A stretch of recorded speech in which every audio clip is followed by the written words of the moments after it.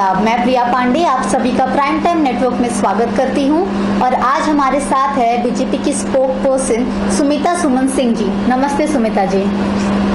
सबसे पहले आप हमें ये बताएं कि आपका जन्म कहाँ हुआ और आपने स्कूलिंग कहाँ से की अपनी? मेरा जन्म उत्तर प्रदेश के कानपुर शहर में हुआ और मेरी 5th तक स्कूलिंग मेरी कानपुर में ही हुई। 6th से लेके मैं ग्रेजुएशन तक मैं बनस्थली विद्यापीठ जयपुर राजस्थान से पढ़ी हूँ। तो आपने राजनीतिक दौर कब से शुरू किया? आप राजनीति में कब से आई? राजनीति में अगर आप कहेंगी ऑफिशियली तो मुझे 6 साल हुए हैं। अच्छा। लेकिन अगर आप कहेंगी कि 6 साल पहले क्यों, तो उसके पीछे मेरे ब्लड में राजनीति है, क्योंकि मेरे फादर ठाकुर शशिभूषण सिंह यूपी से मंत्री रह चुके हैं, मिनिस्टर थे वो। तो मैं ऐसा कह सकती हूँ कि आपकी इंस्पिरेशन तो आपकी पूरी फैमिली से ही होगी। हाँ, मैं अपने फादर से बहुत इंस्पायर्ड। तो ये जो 6 साल के पहले का दौर था, तब आप क्या करती थी? मैं शादी होने के बाद मैं यहाँ पर सोशल वर्क से जुड़ी, क्योंकि यहाँ पर हमारे ससुराल की तरफ से कई स्कूल्स कॉलेजेस चलते हैं, तो मैं उनसे जुड़ी और उसमें मैं हर स्कूल कॉलेज में ट्रस्टी हूँ।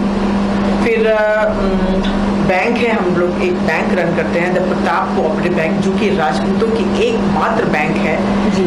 उसकी मैं डायरेक्टर हूँ। उसमें भी मैं किसी में मैं राष्ट्रीय अध्यक्ष हूँ, मैं किसी में प्रदेश अध्यक्ष हूँ, क्योंकि मैं स्कूल से जुड़ी हुई हूँ, मैं बैंक से जुड़ी हुई हूँ, मैं राजपूतों के संगठन से जुड़ी हुई हूँ। उसके बाद फिर मैं भी पॉलिटिक्स में।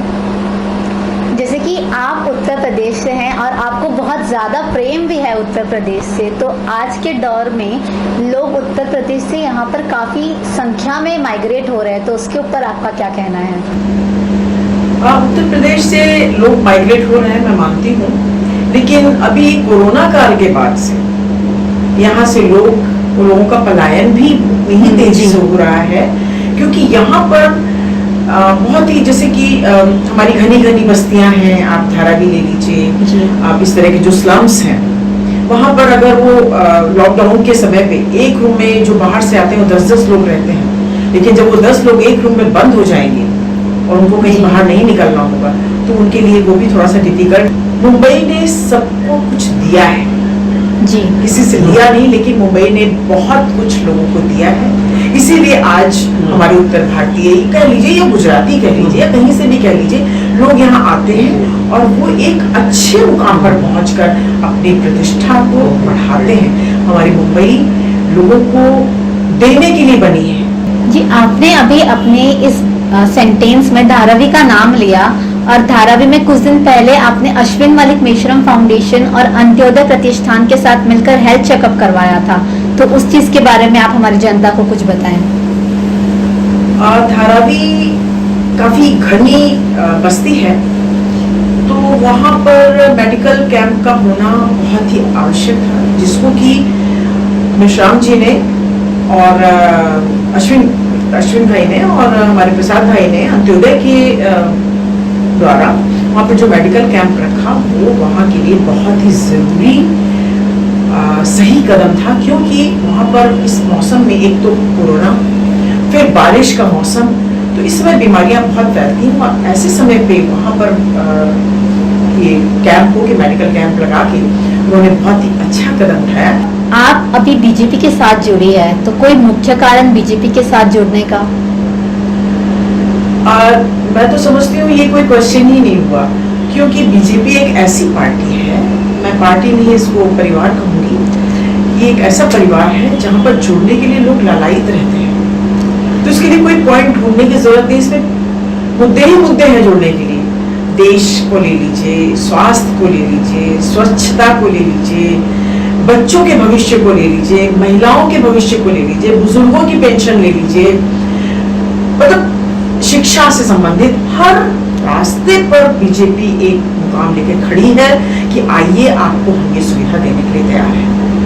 मतलब और किसी पार्टी के लिए अगर हम जुड़ते हैं तो हमको सोचना पड़ेगा कि हम क्या उनकी तारीफ में बोलें, क्योंकि उनके लिए हमारे पास कोई शब्द ही नहीं है, कोई हमारे पास उनके लिए कोई मुहावरे नहीं, कोई शब्द नहीं कि हम उनकी तारीफ में कुछ कह सकें। बट बीजेपी हर मुद्दे पे, हर बात पे उनकी तारीफ के लिए शब्द निकल सकते हैं। तो बीजेपी की आते ही वो तरवर की छाया मिल गई, अदरवाइज तो ये सूरज की तेजी से, गर्मी से जल रहा था हमारा देश, कांग्रेस की गर्मी से।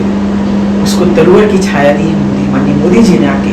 आप एक महिला हैं और आपने महिलाओं के लिए भी काफी काम किए हैं, तो आप प्लीज हमें थोड़ा उसके बारे में बताएं कि आपने कौन से काम महिलाओं के लिए किए हैं। महिलाओं के लिए सबसे पहले तो हमारी भारतीय जनता पार्टी में ये था कि हमारी उत्तर भारतीय महिलाएं कम बाहर निकलती हैं जी।